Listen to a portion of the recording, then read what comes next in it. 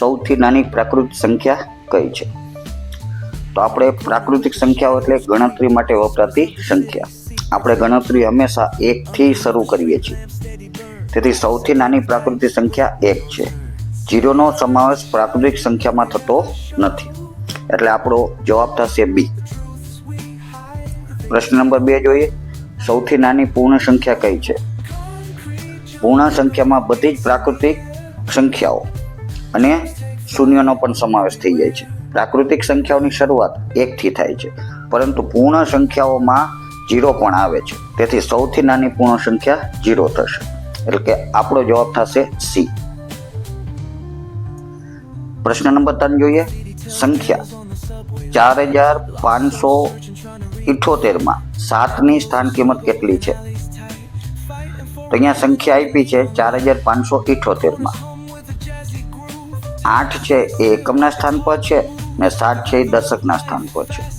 તો આપણે અહીંયા 7 ની સ્થાન કિંમત આપી છે ને 7 નું સ્થાન છે દશકનું. એટલે 7 ગુણ્યા 10 કરીએ એટલે 70 જવાબ આવશે. પ્રશ્ન નંબર 4 જોઈએ.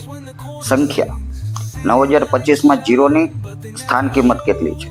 તો કોઈ પણ સંખ્યામાં 0 ની સ્થાન કિંમત હંમેશા 0 જ હોય, ભલે તે કોઈ પણ સ્થાને હોય. કારણ કે 0 ને કોઈ પણ સંખ્યા વડે ગુણતા જવાબ આપણે 0 જ આવે છે. એટલે આપણું જવાબ થશે ઓપ્શન એ. પ્રશ્ન નંબર 5 જોઈએ. 5 અંકની સૌથી મોટી સંખ્યા કઈ છે? તો સૌથી મોટી સંખ્યા બનાવવા માટે આપણે સૌથી મોટા અંકનો ઉપયોગ કરવો પડે. એટલે કે આપણી આગળ જે સંખ્યાઓ 0 થી માંડીને 9 છે, એમાં સૌથી મોટી સંખ્યા છે 9. અને 5 અંકની સંખ્યામાં 5 સ્થાનો હોવા જોઈએ ને એ બધા જ 5 સ્થાનો પર આપણે 9 લખવાના છે. એટલે 5 અંકની સૌથી મોટી સંખ્યા થશે 99999. એટલે આપણો ઓપ્શન સી જવાબ થશે. એના પછી પ્રશ્ન જોઈએ. 4 અંકની સૌથી નાની સંખ્યા કઈ? તો સૌથી નાની સંખ્યા બનાવવા માટે આપણે નાના અંકનો ઉપયોગ કરીએ છીએ. 4 અંકની સંખ્યામાં પહેલો અંક 0 ન હોઈ શકે. તેથી પહેલા સ્થાને સૌથી નાનો અંક આપણે 1 મૂકીએ છીએ અને બાકીના સ્થાનો ઉપર સૌથી નાનો અંક 0 મૂકીએ છીએ. પહેલા સ્થાન ઉપર 0 મૂકવાનો નથી, બાકીના બધાના સ્થાનો પર આપણે 1 મૂકશું. તો આમ 4 અંકની સૌથી નાની સંખ્યા થશે 1000. તો આપણો ઓપ્શન થશે એ. એના પછીનો પ્રશ્ન જોઈએ. સંખ્યા 57623 ને શબ્દમાં લખવાનું છે.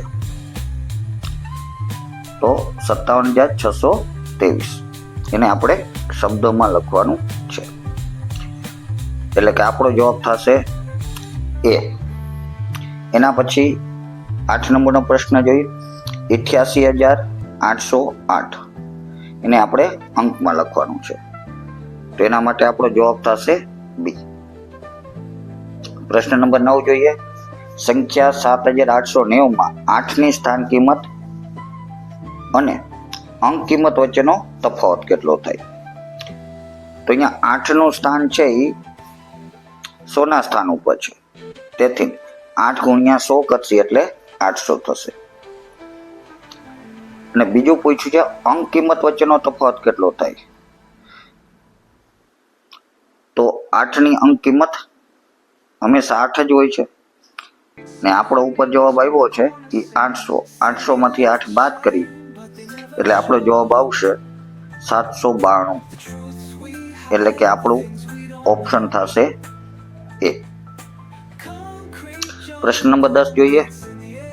સંખ્યા 9999 માં 9 ની સ્થાન કિંમત અને અંક કિંમત હંમેશા કેટલી હોય?